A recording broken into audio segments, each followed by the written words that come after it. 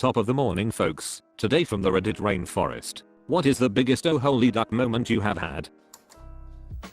I was standing in the front yard smoking a cigarette and watching my neighbor change the tire on a car on the side of the street. Turned around to let the dog out with me and I hear the most surreal crash and turned back around to see my neighbor in the middle of the street.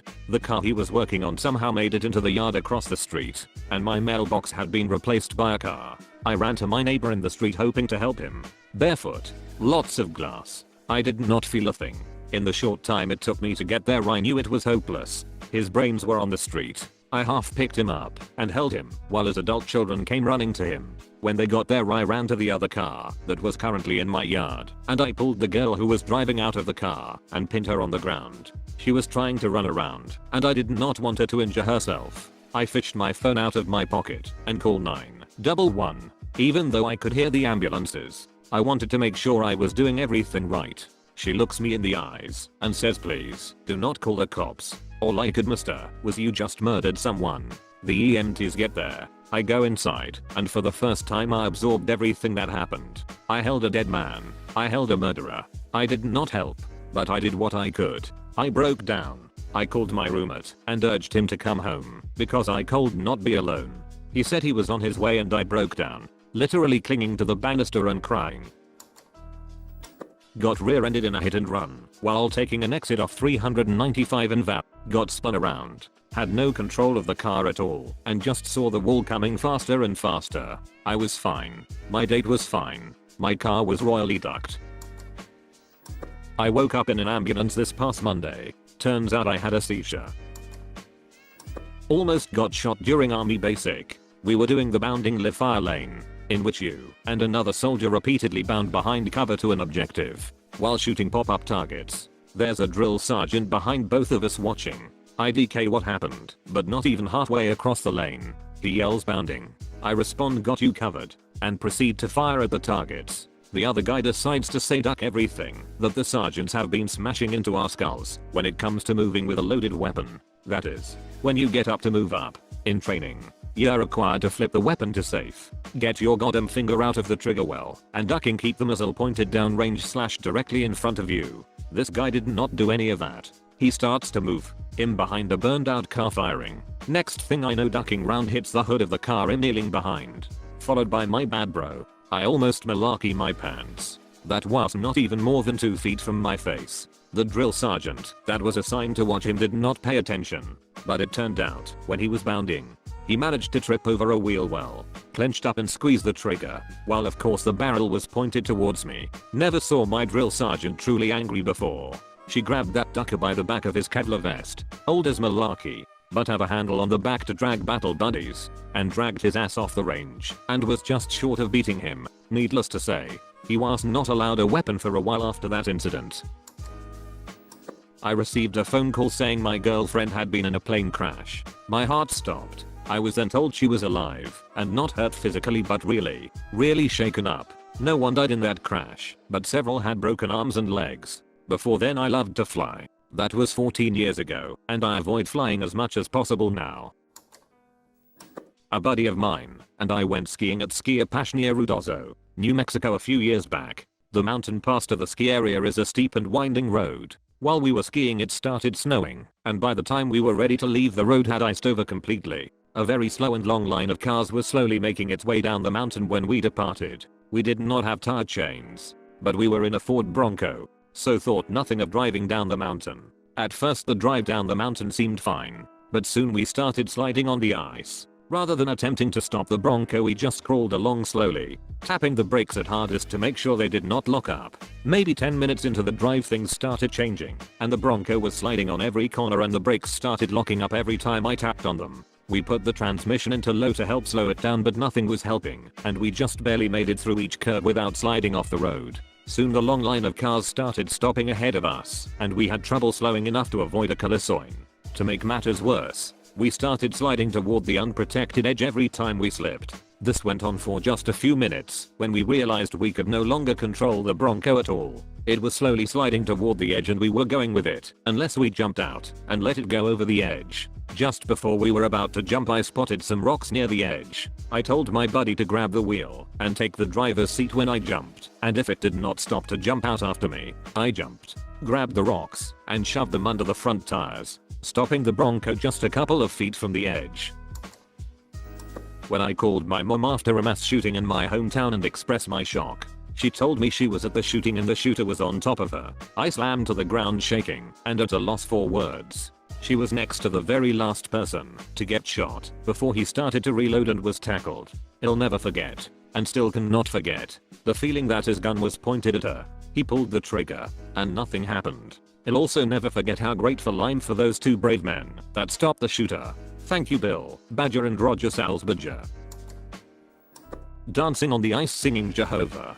Jehovah. Monty Python Life of Brian style. When there was a crack sound and the ice crazed all around me. Oh holy duck. Time stopped. And it was a bit like when Wile E. Coyote runs off a cliff and hangs there for a couple of seconds. Splash. Well ... Did you drown? Nope. Luckily the water was shallowish ... About chest deep. So I battered my way to shore. Freezing water and 4 pints of adrenaline apparently turns icebreaker mode on automatically. Marched the mile or so home and threw myself into a hot bath. Clothes and all. Did not even get a cold. I went on a field trip to a small amusement park called Adventureland in Iowa when I was in middle school. I was in the front car of a wooden coaster by myself. The safety bar came down. The attendant tugged on it. The roller coaster bumps forward and up goes the bar. Him shouting for them to stop the ride. But they do not. So I wrap my arms around the bar and try to brace my feet the best I can. The underside of the car is rounded so there's nowhere to hook my feet into. I go through the entire terrifying ride, which fortunately had no loops, just an extended sideways turn, and make it back safely. I spent the rest of the day on the log flume. Used a bunch of drugs at a party one night. Blacked out. Came to in the driver's seat, going 80 miles per hour, the wrong direction on interstate. Immediately freaked out. Pulled over to the emergency lane, turned my car the correct direction, and put it in park. After regaining my composure, I called a friend to pick me up. Scariest moment of my life. Leaving the road on a motorcycle at 80 miles per hour. Time slowed right the duck down. I know that feeling. When I was 12 I crashed a dirt bike on a trail. I was bounced up off the bike and went into a tree sideways. My leg came around the small pine tree and nailed me in the face. All of that happened in slow motion. 3 years ago, when the driver of a sub decided that he also liked my lane, so would also drive in it, there was a minor problem with that. He was headed in the opposite direction than I was. Did you get it head on, or did you or him swerve in time? I spent New Year's in the hospital. Sub 1. Neon 0. I was deep in the rainforest of Madagascar, on top of a mountain, living in tents with a group of absolutely insane researchers, who happened to be some of my best friends. I was studying insects, but we had primatologists, herpetologists, botanists, cultural anthropologists, and loads of other specialists there as well, not to mention about a dozen Malagasy technicians and guides. The site was so remote it was about 20 kilometers from the nearest paved road, and took us about 12 hours on foot to reach it, due to the mountainous terrain. So naturally, when we got there we decided we needed desperately to smoke a joint. Myself, my good friend, and our research leader rolled up a truly massive beast of a joint, out of the seediest, nastiest, driest weed ever, in the middle of the forest. As we were smoking, we saw some flashlights in the distance. Strangely, my research leader started freaking out screaming holy Metherdukine malarkey it's the black magic guardians, and ran like hell through this dense ass jungle, sprinting away from flashlights bouncing along behind us. My friend and I had literally zero idea what the hell was going on. We ran for about 10 minutes, until we were well away from the lights. I asked what that was all about, and my research leader responded, holy malarkey man. Those guys' words ask me anything aka, black, magic, guardians. The villagers say they have magic powers. They carry ducking swords. They say that they kill bandits and malarkey. These guys are crazy man. I was amazed and dumbfounded. I wound up meeting the Zammer another day in camp. They did carry swords. They also wore Stetsons and old basketball jerseys from American teams. They were surprisingly okay guys. And they gave us a bottle of moonshine to thank us for giving them rice and headlamps. Man, I miss Madagascar. One time I thought I had accidentally liked one of his Facebook pictures from 3 years ago. Whenever my foot suddenly kicks that part of the sidewalk that's a bit uneven, and I feel like I'm falling for a split second. Similarly, catching the lip of the stair tread and stumbling up the stairs. Accidentally leaning back too far in your chair and catching yourself. Driving down the street. Really windy. I see leaves and small twigs flying across the street. So I slow down. As soon as I reach the leaves, 40-foot oak tree falls on my car, nearly killing me. If I had been in the right lane, I'd be dead. Definitely when I was at Myrtle Beach, when I was little with my family. We were swimming in the ocean and my sisters were pretty far out from the beach. My dad yelled, "Girls, come back. You're getting too far out." And when they turned towards him swimming as furiously as they could and not moving, yelling, "I cannot," I just froze. Luckily some real strong guy swam out there and got them. Thank God.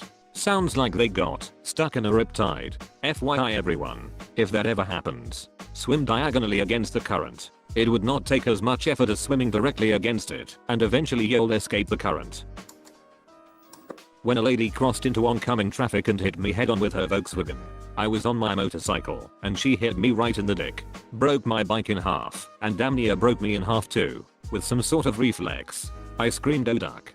Just before she hit me, I recall hearing the words come out of my mouth like I want the person speaking them. Weird.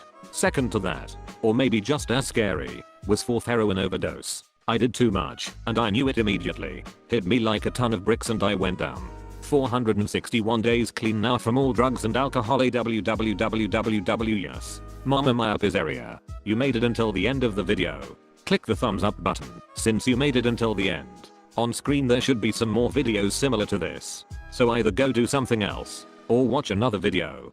That's it. There is no more here. What are you waiting for, a secret message or something? Okay. This is not a secret, but subscribe for more edit videos like this.